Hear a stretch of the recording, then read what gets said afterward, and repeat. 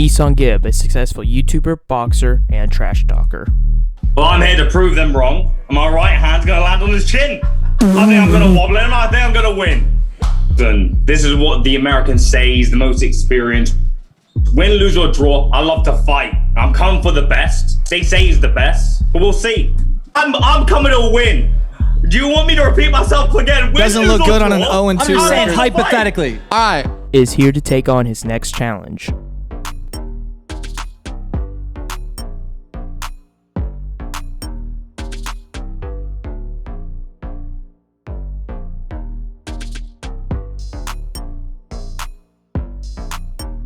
The Big Gibber versus Austin McBroom.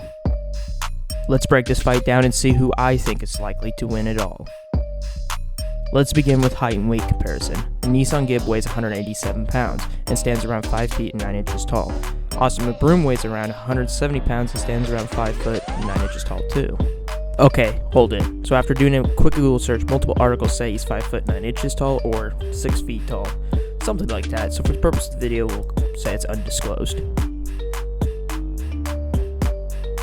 I'm assuming Austin McBroom and Gib are going to fight at 170 to 180 pounds, so both fighters are going to be backed with powerful punches.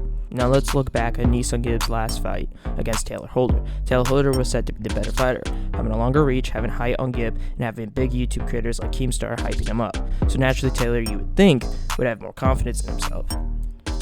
Nope, Gib showed amazing boxing IQ and power. Throwing multiple combinations to the body and then to the head, Gib showed that he could stay balanced on his 2 feet. At KSI, he only gets it if he takes. I would say Taylor Holder was a good opponent for AnEson Gib after losing to Jake Paul. AnEson Gib displayed a well-trained boxer and has a gas tank that never runs out. But that brings us to Austin McBroom. Lots of people are saying he's showing he can really be a boxer. I disagree as of now. Austin McBroom fought a TikToker named Bryce Hall. Yeah, remember this? Scout Austin because I'm an actual fighter and I got 2 guns right here. I've been in probably over 40 street fights. I do not get scared, especially when it's a family man who is 30 years old, out of shape. Austin McBroom shows he can definitely pick up the sport quite quick, being able to switch stances and throw combos cleanly, but there's something everyone seems to be overlooking.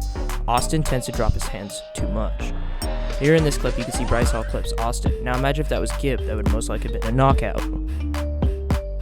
If you look through the Austin McBroom and Bryce Hall fight, you can see Austin leaves his hands down when coming into range, which is completely dangerous. I could understand if you were waiting for a counter like Logan Paul tends to do.